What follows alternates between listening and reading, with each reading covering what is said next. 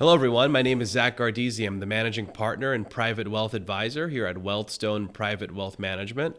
Today is Monday, April 8th. I'm going to cover the latest market headlines along with my outlook for the week ahead. And so the three major topics I wanted to cover are the mixed messaging coming out from the Federal Reserve.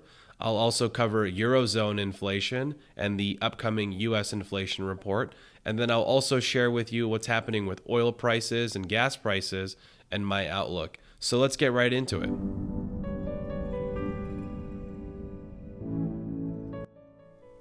Okay, so to kick things off, the Federal Reserve has really been confusing with some of their latest messaging.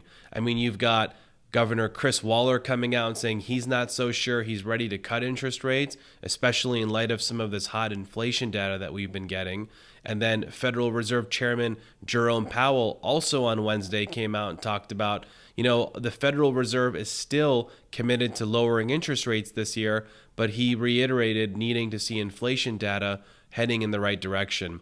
And then Neel Kashkari, the Minneapolis Federal Reserve president, came out and said, there's a possibility the Fed doesn't even cut interest rates at all this year. And so when you take all this data in, which the market did, you saw volatility spike up, you saw the market post weekly decline, and then you also saw the 10-year Treasury hit some of the highest levels we've seen all year. And so all of this mixed messaging from the Federal Reserve really hasn't been good for the markets, and I am a little concerned about what's ahead when it comes to some of this Fed messaging that we've been getting lately.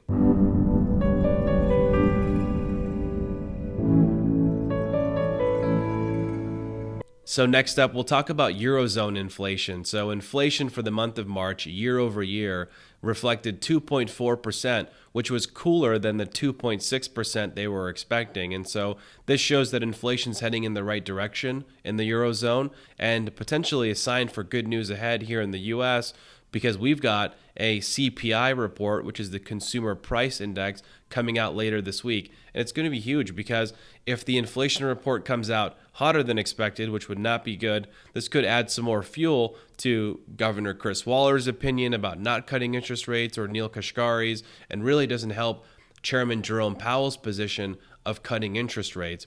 If the inflation report is cooler than expected, then I think the market gets a much needed sigh of relief, because we seem to be heading in the right direction for potentially interest rate cuts in June. And so this inflation report coming out this month is huge and something that I'm going to be keeping a very close eye on.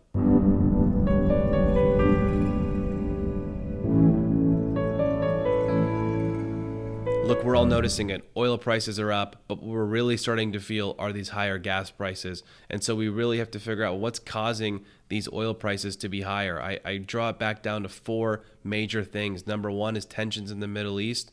Number two are some of the supply disruptions. You're looking at Ukrainian attacks on Russian oil refineries. You've got Houthi attacks that are also disrupting supply. And so these things do have impacts on oil and gas prices. Number three, you've got OPEC cutting their production, and that's expected to continue. That has a major impact on the price of oil. And then lastly, you've got just overall demand increases for oil because the US and Chinese economies are recovering or doing better than expected. And so you put all these things together, and that's why we have higher oil prices. And the impacts of that, well, we'll see, but really it's inflationary. It's also bad for the overall consumer when you're having to spend more money on gas and less on other areas of the market. And so we'll see what that impact is, but it's definitely not good and something to keep an eye on.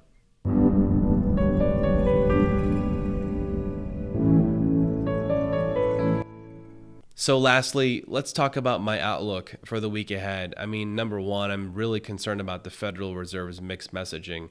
I'm not sure what types of dialogue is happening behind the closed doors of the Fed, but it seems like on one end we're hearing that there are going to be interest rate cuts for sure in 2024, but then we get Governor Chris Waller and others coming out talking about, I'm not so sure we're going to cut interest rates at this point. And that concerns me because when the Federal Reserve is not on the same page, at least publicly, I only wonder what's happening behind closed doors and how confused they are about what's happening with inflation. And so concerning the inflation report coming out later this week is going to be huge because if it's, as I mentioned, hotter than expected, that gives a scenario where we don't cut rates in 2024 a bit more potential. And if it's cooler than expected, then great. Maybe that gives the market a bit of a sigh of relief. And we're going to talk more about this potential rate cut scenario in the month of June.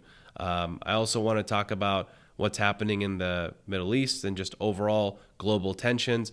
That concerns me, and that concerns me in terms of portfolio construction and dedicating parts of a portfolio to international.